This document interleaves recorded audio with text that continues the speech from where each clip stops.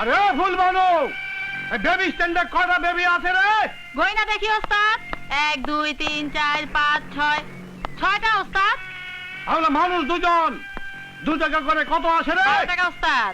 24 টাকা নিয়ে আয়। না, হিসাবটা একটু। আচ্ছা আচ্ছা, আপনি তো আবার অঙ্কে কাঁচা। দে দে, টাকা বের কর। আরে ফুলবানু, এরা কি আমার নাম শুনিনি? এদের বলিসনি আমার নাম? বের কর, নইলে রাজা মাস্তান তোদের শেষ করে দেবে।